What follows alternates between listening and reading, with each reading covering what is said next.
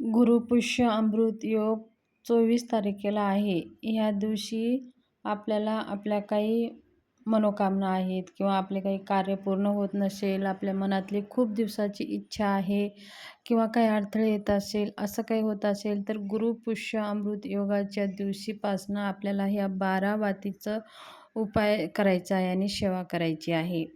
अत्यंत प्रभावशाली ही सेवा आहे आणि ह्या वर्षातला पहिलाच गुरुपुष्य अमृत योग आहे. गुरुपुष्य अमृत योग ही सगळ्या योगापेक्षा जास्त प्रभावशाली मानलं जातं आणि सगळ्या योगाचा राजा ह्या गुरुपुष्य अमृत योगाला मानलं जातं. शुभ कार्य करणे, ह्या दिवशी काही खरेदी करणे, सोनं खरेदी करणे, काही नवीन व्यवसाय सुरू करणे, हे सगळं काही ह्या तिथीवर केल्याने आपल्याला जास्त लाभ भेटतं.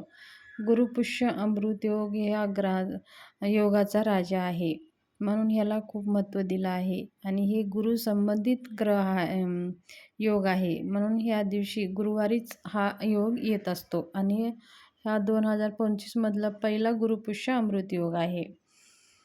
तर 24 तारीख गुरुवार आहे. त्या दिवशी आपल्याला आपल्या काही मनोकामना पूर्ण करण्यासाठी किंवा मनातली एखादी इच्छा तुम्ही धरा आणि तुम्ही ही 12 वातीची सेवा तुम्ही करायला सुरू करा. आपल्याला 12 वातीची सेवा म्हणजे नेमकं काय करायचं आहे? आपल्याला फुलवाती घ्यायची आहे. आता 24 तारखेपासनं एक चढती फुलवात घ्यायची आहे.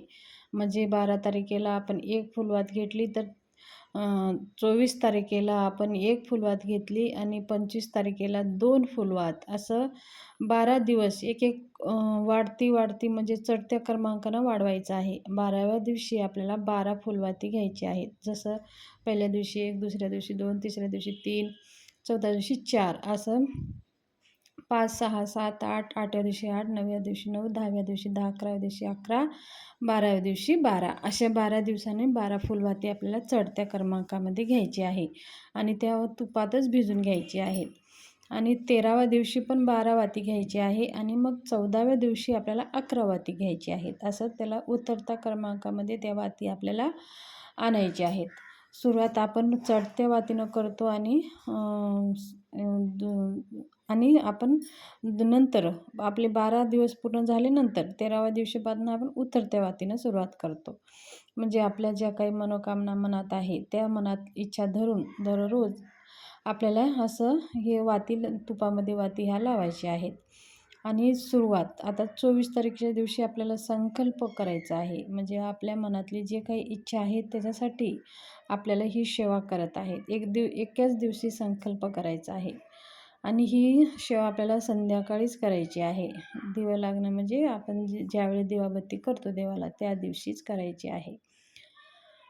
मग ही सेवा करत आपल्याला पहिल्या दिवशी आणि एक दिवा घ्यायचा आहे आणि स्वच्छ दिवा, घरातला दिवा असेल, आपल्याला घरची पंती वगैरे असेल तर चालेल, नसेल तर एखादी नवीन दिवा तुम्ही खरेदी करू शकता. चांदीचा असेल तर चालेल, नसेल तर तुम्ही घराचा पितळाचा दिवा घ्या आणि मातीचा दिवा घेऊ नका. आणि ह्या सेवेसाठी आपल्याला तूपच लागणार आहे. आपल्याला देवासमोर एक आसन ठेवायचं आहे. देवाला दिवाबत्ती लावून धूपदीप वाळून आपलं पहिल्या दिवशी संकल्प करून ते दिवामध्ये तूप टाकून त्या दिवाला प्रज्वलित करायचं आहे. मग आपल्याला सेवा करायची आहे. सेवा मग काय करायचं आहे? आपल्याला एक वेळेस श्रीसूक्त म्हणायचं आहे, एक वेळेस पुरुष सूक्त म्हणायचं आहे आणि जमत असेल तर एक माळ लक्ष्मी गायत्री मंत्र म्हणा, एक माळ विष्णू गायत्री मंत्र म्हणा आणि एक माळ कुबेर मंत्र, एक वेळेस व्यंकटेश्वर स्तोत्र, एवढे मंत्र आपल्याला म्हणायचे आहेत. शक्य असेल तर तुम्ही एक एक माळ करा. जर तुम्हाला वेळ नसेल तर तुम्ही 16 वेळेस केला तरी पण चालेल. आणि श्रीसूक्त पुरुषसूक्त जर वेळ असेल तर तुम्ही 16 वेळेस म्हणू शकता. जर जमत नसेल एक वेळेस म्हटलं तरी पण चालेल. पण ही सेवा भावाने करा आणि ही दररोज खंड न पडता ही सेवा करा. जसं आपण 12 दिवस लगातार खंड पडू देऊ नका. खूप काही एखादी इमर्जन्सी अडचण आली असेल तर खंड पडली तर आपल्याला हे सेवा पुढे संपेपर्यंत चालूच ठेवायची आहे. आणि ही सेवा आपल्याला एखाद दिवशी खंड पडली तर ही सेवा कोणाकडनं तरी करून घ्या, नंतर मग तुम्ही एक दिवस गॅप गेला तरी पुढे आपल्याला ही 12 वातीची सेवा आपल्याला कंप्लीट करायची आहे. जर तुम्हाला पिरियड असेल तर पिरियडमध्ये ही सेवा करू नका. पिरियडचे 4-5 दिवस स्किप करून पुढे तुम्ही ही सेवा करू शकता. अशा प्रकारे आपल्याला ह्या सेवा करायच्या आहेत.